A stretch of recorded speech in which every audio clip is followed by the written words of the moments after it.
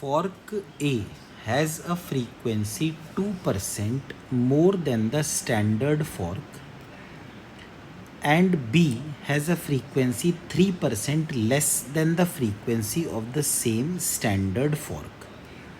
The forks A and B, when sounded together, produce 6 beats per second. The frequency of fork A is.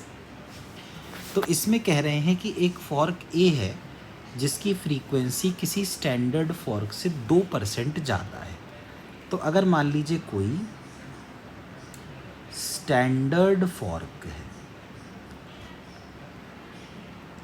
और उस standard fork की frequency F है, तो जो ए है उसकी फ्रीक्वेंसी 2% ज़्यादा है, मतलब f प्लस 2% ऑफ f, यानी कि एफ ए है f प्लस 2f अपॉन 100। इसका मतलब एफ ए है 102 f अपॉन 100। इसी तरह से कहा गया है कि जो फॉर्क बी है उसकी फ्रीक्वेंसी स्टैंडर्ड फॉर्क से 3% कम है, यानी फ्रीक्वेंसी ऑफ बी होगी f माइनस 3% ऑफ f, यानी कि एफ बी हो गया f माइनस 3f अपॉन 100। तो एफ बी आ गया 100 माइनस 3 यानी 97 f अपॉन 100। तो अब ये कहना चाह रहे हैं the forks A and B when sounded together produce 6 beats per second, यानी ए और बी के बीच 6 बीट्स पर सेकेंड है। तो F A minus F B ये है 6 बीट्स पर सेकेंड, जैसा कि ये बता रहे हैं।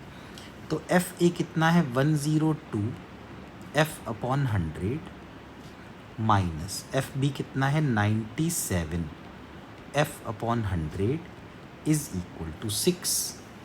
तो 100 आ गया कॉमन और 102 माइनस 97 तो 5f अपॉन 100 हो गया, तो 220। तो f की वैल्यू 120 हर्ट्ज़ के बराबर आ गई। अब ये हमसे कह रहे हैं कि what is the frequency of the fork A. तो ए की फ्रीक्वेंसी है 102 f अपॉन 100। तो फ्रीक्वेंसी ऑफ द फॉर्क ए ये है 102 अपॉन 100 इंटू एफ। ओरिजिनल या स्टैंडर्ड फ्रीक्वेंसी कितनी थी 120 थी। तो अब इसको सॉल्व करके देखते हैं। 12 2 ज़ा 24, फिर 12 0 ज़ा 0, 12 1 ज़ा 12, ये हो गया। तो 1224 अपॉन 10, मतलब कि एफ ए आ गया 122.4 हर्ट्ज़। तो देखते हैं ऐसा कौन सा आंसर है। ऐसा आंसर है सी। तो फ्रीक्वेंसी ऑफ ए हो जाएगा 122.4 हर्ट्ज़।